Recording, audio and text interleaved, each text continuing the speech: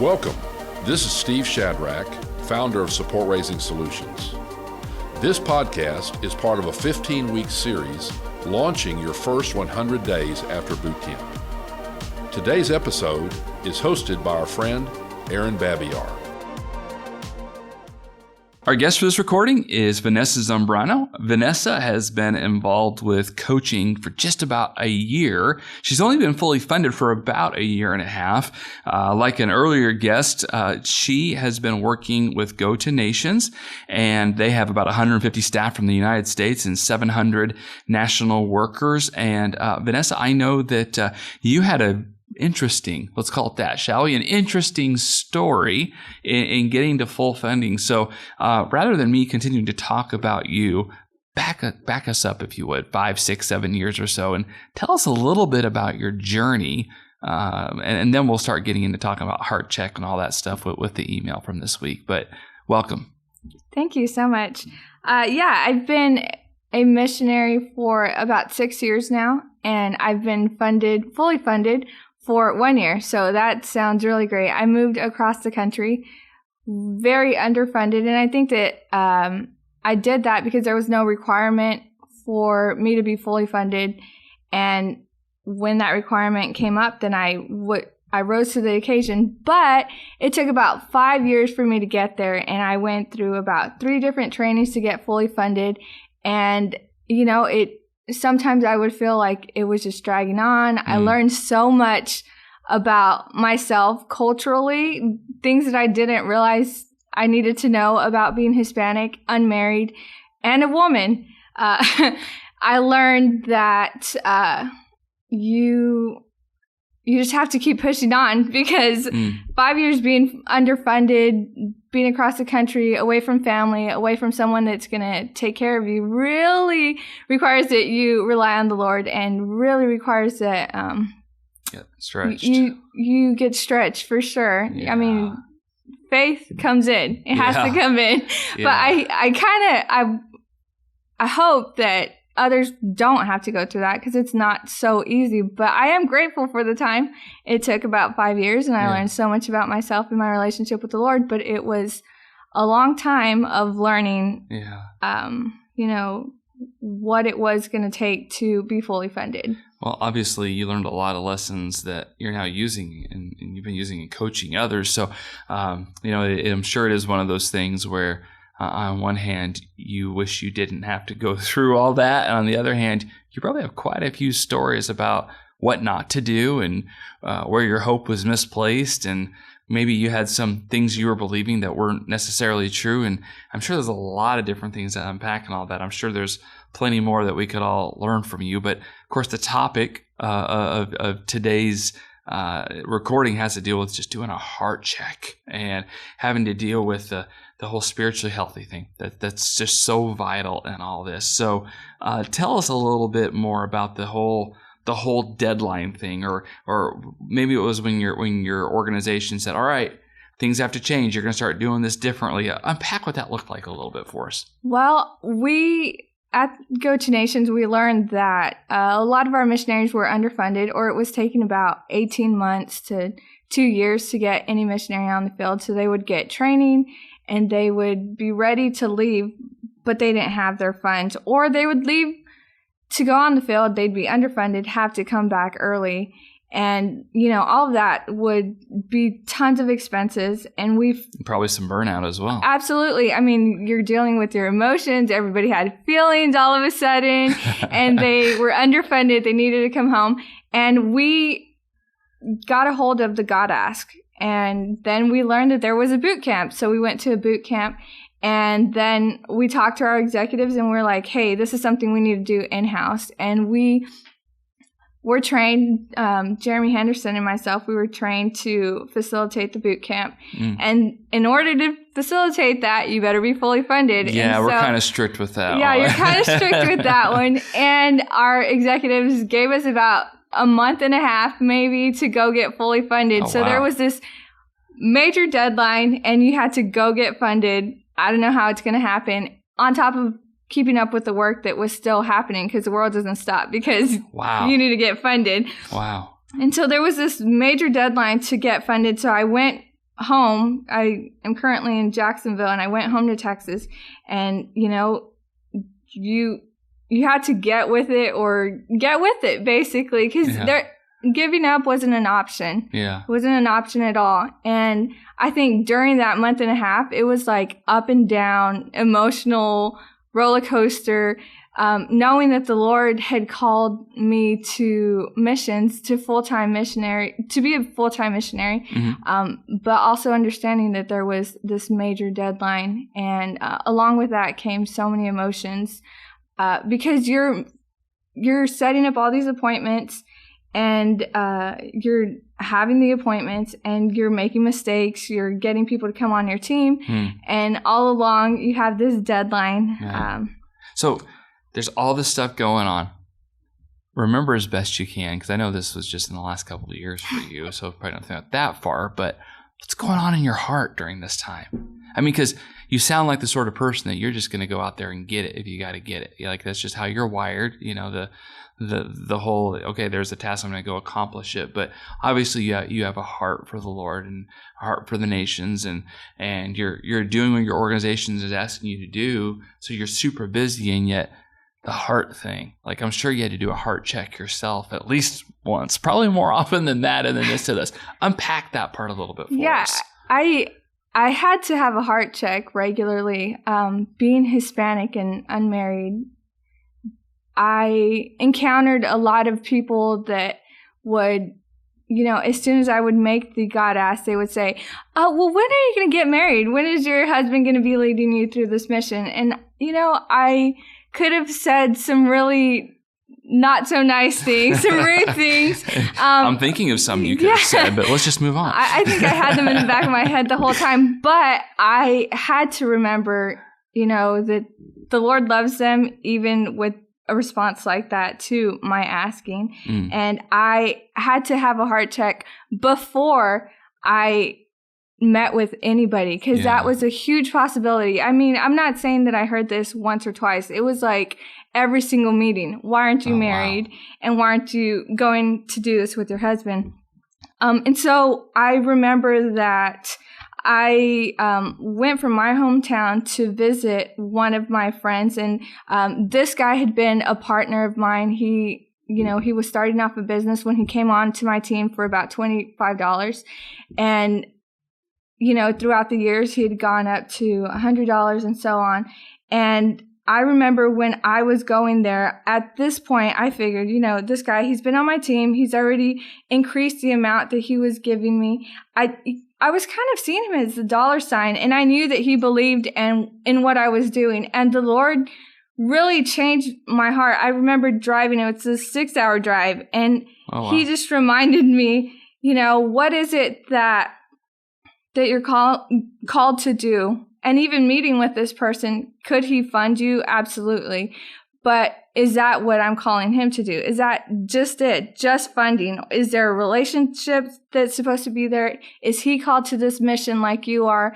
You had 6 hours of conviction drive. 6-hour conviction drive. Yeah, absolutely. Wow. And I remember going into meeting with him on a very relational basis. I don't tend to be so relational. Sometimes I can be very task oriented. Okay. And the Lord convicted me, and I went in very relationally, and I didn't even have to ask him to, increase his amount. He said, "Vanessa, I know you told me that you were coming up here to raise funds. How much money do you need?" And I gave him a number directly, and he said, "Okay, my business will take care of that."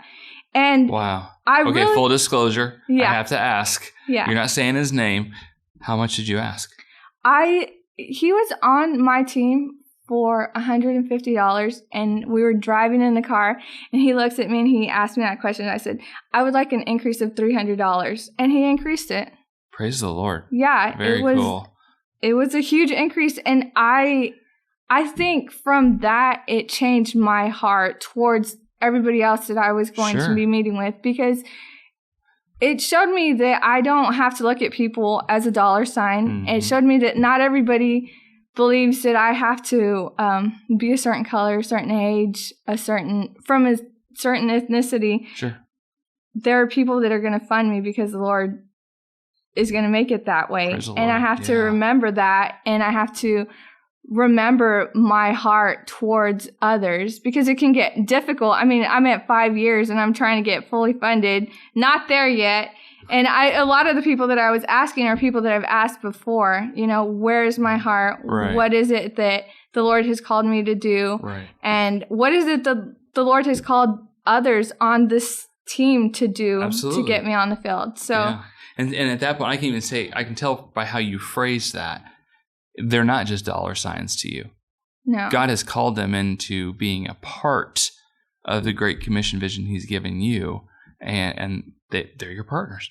Absolutely. They're my partners. Yeah. And I would hope that through that relationship, they would not only see themselves as senders Mhm. financially, but they'd see themselves as part of the Great Commission also. And also like that they'd be able to get ignited to do missions themselves, whether it's going on a trip or, Mhm. having a vision for missions, Yeah. global missions. You touched on something that made me think about kind of an undercover danger in all this, and you and I have not talked about this before, at least not with each other. We haven't, and that's what you do with the answer, regardless of the answer. Like, what's your heart ready for? I can think of an example where a buddy of mine got uber blessed with a massive gift that he really.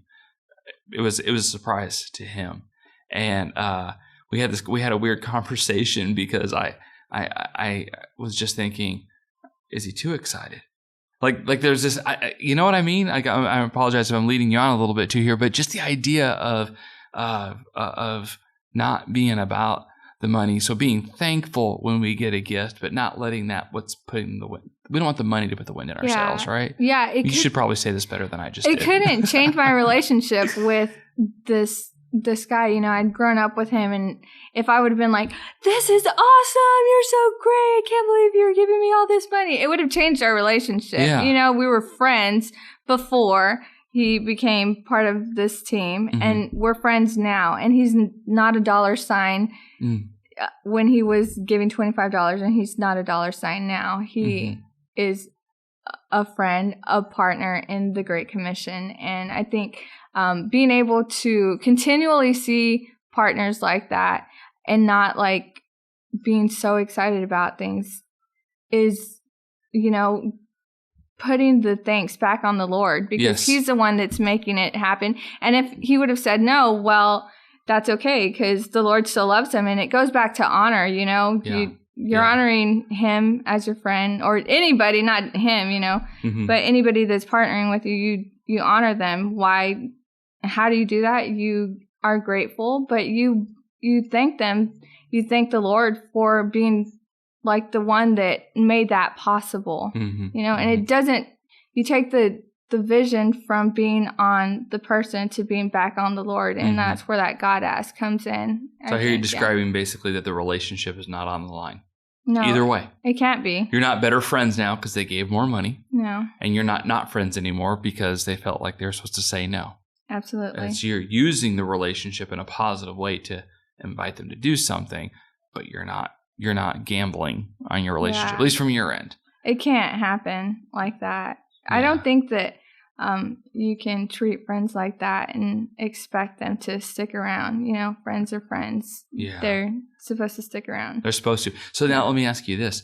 What about that situation, which maybe somebody's listening to this, maybe they have experienced it, where they gave a very clear invitation and they were hopeful that their friend was going to respond well, and their friend didn't. In fact, their friend might have, not locked eyes with them at church anymore, not returned their phone calls. Maybe their so-called friend kind of stopped being their friend. What do you say to a person whose heart might be hurting because of that reaction? I would say that is really sad, and I'm sorry that happened, but I don't think that would stop a pursuit in a friendship with them, because you were friends before. And so if they're kind of pushing you off or whatever, that doesn't mean that you can't be there for them. You can be there for them when they're ready to come back to the friendship, and Right. it might hurt for a while, but I really believe that the Lord brings things around all the time, whether it's you being friends with them again or you being acquaintances with them. I do believe that the Lord will bring it around, and that doesn't mean that you have to give up on everything. I'm never going to ask a friend again because I don't want to lose them. You can't do that either, because you're taking the ability of them being part of the Great Commission through this. And so I would not shy away from that, but I would continue to pursue that relationship with the friend that you had before.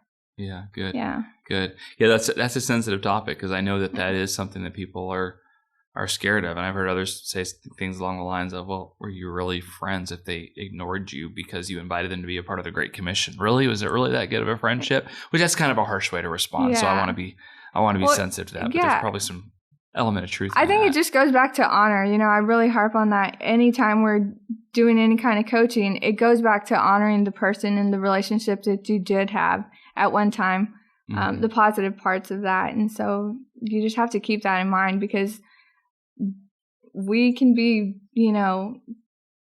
crazy people, and Jesus still loves us fully. And so if you go back to the gospel and you have that heart check, then you're going to accept them when they are open to accept you, and you're going to love them whether or not they're having open arms to you, You just have to have that heart check. And if you're going to be a disciple of Christ, then remember that when you're dealing with situations like this. Yeah.